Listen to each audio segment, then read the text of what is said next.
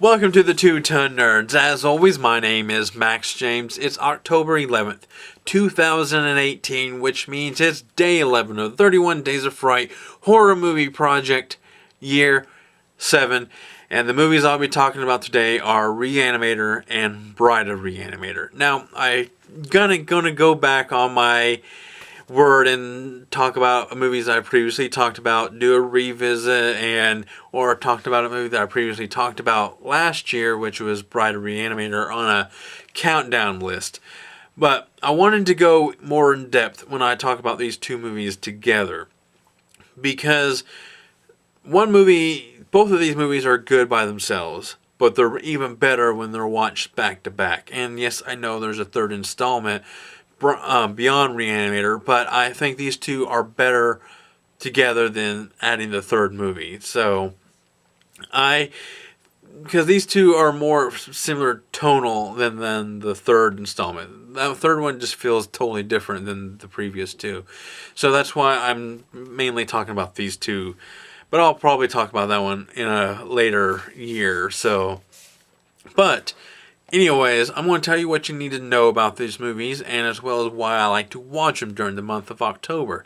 And first up is the plot of these movies. The plot of these movies follow Herbert West, he's in both movies, and his ongoing battle of trying to conquer death. And in doing so, he is bringing the dead back to life, but not as their former selves, or how you want to say that. But when they come back, they're very primal, they're very aggressive, they are killing people, and he just can't bring those back to life because he'll end up causing more aggressive, primal, dead bodies. So, and they're not your typical zombies either. They don't have to feed on anything. They're just causing havoc. But there is one exception in the first movie. You got our main villain. He ends up being just a severed head by one point in the movie, and that special effect alone is great.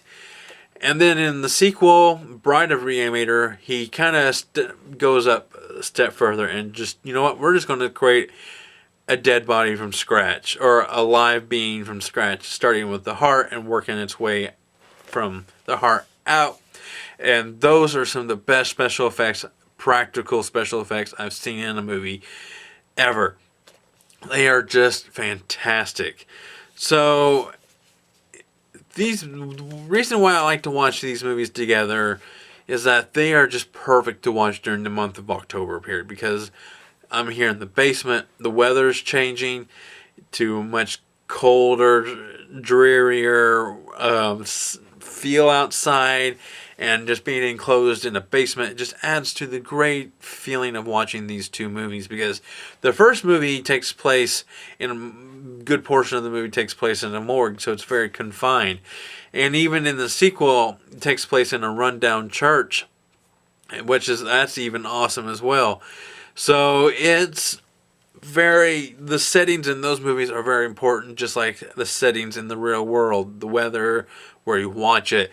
And that's what makes these movies great, is that if you're, to me at least, because I'm able to have very cool settings and the weather just adds to it. So, the gore in these movies are amazing. You got some extremely good gore effects, and they're all done practical. And the thing is, some of these effects are so well done, you don't know that they're done practical. Like, there are some good special effects that we don't quite know where the real body begins and the fake body ends. So it's just fantastic.